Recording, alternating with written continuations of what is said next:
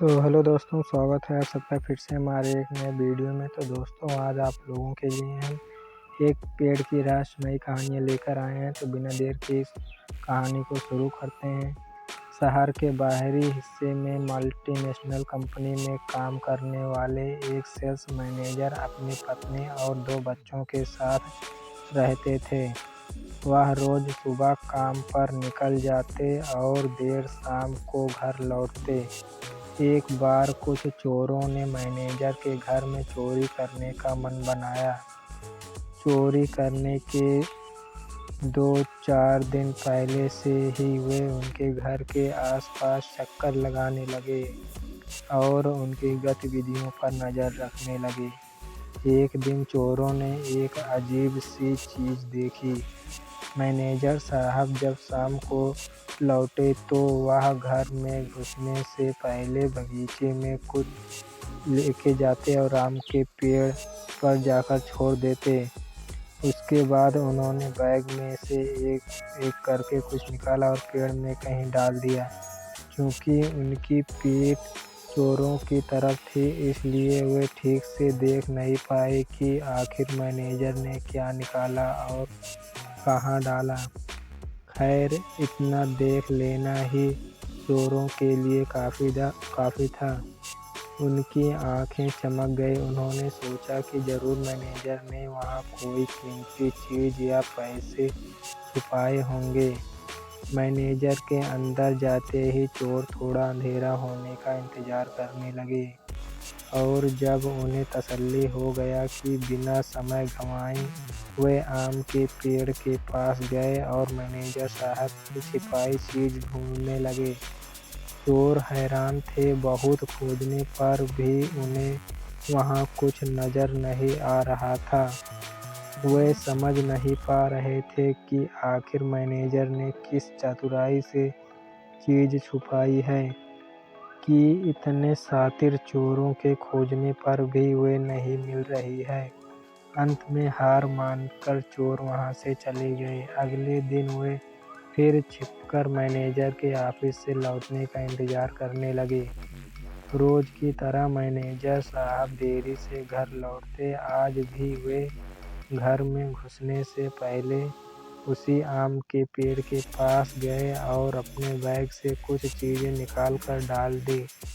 एक बार फिर चोर सबके सो जाने पर पेड़ के पास गए और जी जान से खोजने लगे, पर आज भी उनके हाथ कुछ नहीं लगा।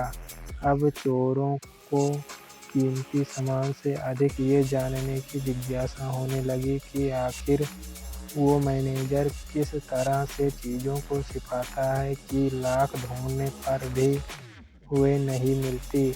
अपनी इसी जिज्ञासा को शांत करने के लिए वे शरीफों की तरह तैयार होकर मैनेजर साहब से मिलने पहुँचे। उनका लीडर बोला, सर देखिए, बुरा मत मानना, दरअसल हम लोग चोर हैं। हम लोग कई दिन से आपके मकान में चोरी करने का प्लान बना रहे थे, लेकिन जब एक दिन हमने देखा कि आप ऑफिस से लौटकर आम के पेड़ के पास में कुछ छिपा रहे हैं, तो हमें लगा कि बस काम हो गया। हम आराम से आपकी छुपाई चीज़ लेकर गायब हो जाएंगे और चोरी का माल आपस में बांट लेंगे। पर पिछली 2 रात हम सोए नहीं और सारी कोशिश करके देख ली कि वो चीज़ हमें मिल जाए, पर अब हम हार मान चुके हैं। कृपया आप ही हमें इस पेड़ का रहस्य बता दें। उनकी बात सुनकर मैनेजर साहब ज़ोर से हंसे और बोले, अरे भाई, मैं वहाँ कुछ नहीं छिपाता। फिर आप रोज़ शाम को बैग से निकाल कर वहाँ क्या डालते हैं? लीडर आश्चर्य से पूछा। देखो, मैनेजर साहब गंभीर होते हुए बोले, मैं एक प्राइवेट जॉब में हूँ, वो भी सेल्स की। मेरे काम में इतना प्रेशर होता है कि इतनी स्ट्रेस होती है कि तुम लोग उसका अंदाज़ा भी नहीं लगा सकते। रोज़ किसी न किसी कस्टमर नाराज़ हो जाते और उनके ताने सहने पड़ते। रोज सेल्स टारगेट को लेकर बॉस क्लॉस लगाता है। रोज ऑफिस पॉलिटिक्स के कारण दिमाग खराब होता है। मैं नहीं चाहता कि इन सब निगेटिव बातों का असर मेरे प्यारे बच्चों और घर पर पड़े।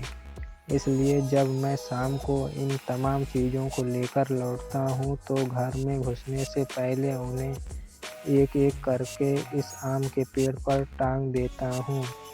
और कमाल की बात ये है कि मैं जब अगली सुबह इन चीज़ों को पेड़ से उठाने आता हूँ तो आधी तो पहले ही गायब हो चुकी होती हैं, यानी मैं उन्हें भूल चुका होता हूँ और जो बचती हैं मैं उन्हें अपने साथ लेता जाता हूँ। चोर अब पेड़ का रहस्य समझ चुके थे। वे चोरी में तो कामयाब नहीं हुए, लेकिन आज एक बड़ी सीख लेकर घर लौट रहे थे। दोस्तों, न जाने क्यों इंसान अपनी लाइफ को खुद ही तंग बनाता चला जा रहा है। पहले के लोग जहां सुख सुविधाओं के कम होने पर भी खुश रहते थे, टेंशन फ्री रहते थे, आज सब कुछ होने पर भी हम एक स्ट्रेस लाइफ जी रहे हैं। इस कंडीशन को रातों रात बदला तो नहीं जा सकता, पर एक काम जो हम तुरंत कर सकते हैं वो है अपने स्ट्रेस का असर अपने परिवार पे न पड़ने देना। आपने कई बार भी सुना होगा, ऑफिस को ऑफिस में रहने दो, घर मत बनाओ। शायद पेड़ का रहस्य आपको इसको अमल करने में मदद करे। तो चलिए आपसे एक वादा करिए कि आज से आप भी बाहर की टेंशन को घर में एंट्री नहीं करने देंगे और ना ही उसका असर अपने स्वभाव पर आने देंगे। आज से आप भी अपनी निगेटिविटी को घर के बाहर कहीं टांग दें। तो इस कहानी से आप लोगों को क्या सीखने को मिला कमेंट में ज़रूर बताएं और मिलते हैं किसी नेक्स्ट वीडियो में। तब तक के लिए जय हिंद, वंदे मातरम।